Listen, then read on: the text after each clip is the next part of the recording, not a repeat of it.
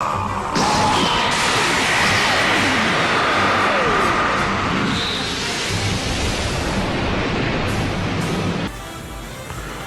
what's up YouTube? This is Danny Spring with T1 Gaming, and I'm here with one of our local players, Hassan. He got top 16 at the Pasadena Regionals. Using what deck, bro? I played Young Skillers, or KidKu, whatever you want to say. I call it KidKu. KidKu, alright, cool, so let's get right into this. You know, you obviously play your staple cards for the deck, for KidKu's, and what I like to call the bodyguards. And you obviously play 4 because as you play 1, you want to play another 8er to assure, like if they're playing Crisis Crusher, they target this first to leave this on field for another turn. That's why I like to play, that's what my essential turn 2 play. Alright, cool. So I run 4 of each, and then I play 2 Krillins. This is a really good matchup for mirror match. A lot of people like to play Crisis Crusher. This is why my turn 2 play, this is why I don't involve Crisis Crusher into my deck, because this is my removal of their Crisis Crusher, and they're forced to play another one, setting back the mirror match another turn. Yeah, that's always good. I play 1 of this card. It's the Commander Root. If you don't have a Goku, this is your essential aggro play. This is what I like to play. My 1 Kami, this is silver bullet to every aggro deck, including Skillless. And if they have a bigger board, you could swing with all your cards and nuke the board. Of course, man. Kami's really good. This is, to me, the better super combo than the Trunks, because my Banisher Fu is very MVP, and your deck revolves a lot of overwhelming. You could use overwhelming in this deck, and it's so good. Like it clutches up. I agree. I run 5 Dragon Balls. Ask any Skillless player. Everybody runs 5. It's like the essential number. It's perfect. Yep, perfect 5 is a perfect number. I used to run 3 Power Burst first because I thought too many get negates. You see them in hand, but at the end of the day, they help you recycle your 1-drops, your 8ers, your Gokus, and everything. So this is MVP. And if you're going against a Shinjita matchup, I suggest that you just combo your cards out and try to filter your deck of negates, and it helps you win your games a lot. Cool. So you have your 2 Planet Vegetas just for your 1-drop Gokus, or your Self-Awakened 3-drop Goku, which I'll come to in a second. Cool. I play 5 the 30k beaters. I used to run 6, but 5 is the perfect number because usually the most time you have 1 on board, and that's scary enough, so they warp, and then you bring another one out, and then it's just constantly recycling. You don't want to play too many at once. If they pop all of them, it's a big issue. That's true. I play 4 2-drop Gokus. I like the 4 with the 2. It makes it kind of even with the Krillins. It's a big target for the Krillin. And I like to have this in my drop area turn 2. I play 1.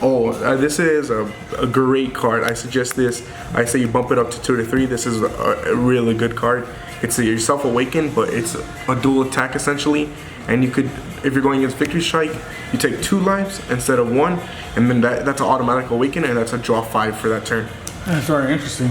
And you play 3, but like I said, I would move 1 for the other Goku because it's really good. This is the better card in my opinion. So you're gonna go 2-2? Yep. Alright, cool. I like that number. Nimbus, one of the best cards in the game, helped up against my Green Broly matchups. This is like a Shinjita. It clutched up the game. I drew into it and negated, discarded a yellow card, and there goes their triple strike. This is one of my MVPs. Best negate right now. Yep. Crusher Ball.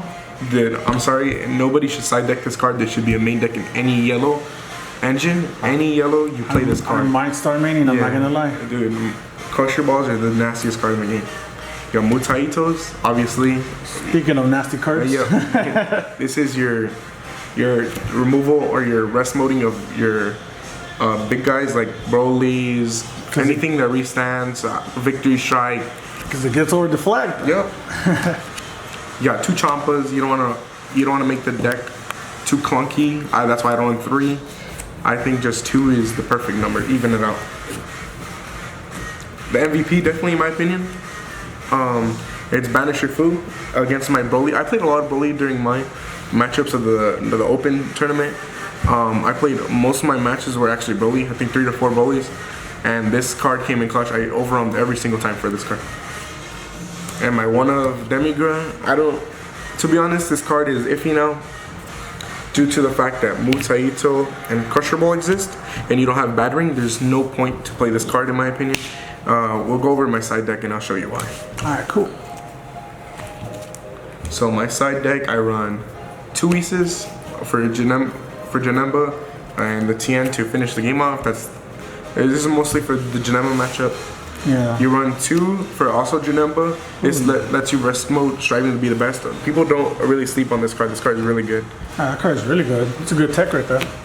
Demigra, this is a good card against Broly. I never got it for some reason. So it's still a good card, but most good players avoided the 30k 8 drop and played the 60k, the 25k 6 drop. Yeah, the 6 drop then into the 8 drop. And then Haru for any yellow deck, because you essentially play anything for 1 energy, then play this for 3, then untap 1, so you essentially play the card for free. Pretty much. For hand control, if it gets too out of hand, it's Mercenary Towel. It puts pressure and steps them back to turn. Yeah, I only played 1. That's what I forgot to put in my side, and it hurt. I play 1 escape for essentially Gogeta ramp. Anything that bounces back to their hand, it stops it. Yep. For mirror match, and I guess for mirror match as well, I wouldn't suggest the Crisis Crusher, but I just filled in some space. But the Massaian definitely came in clutch if you're trying to overwhelm your opponent's mirror matches, like all the 1-drop 8ers and the skillless cards as well.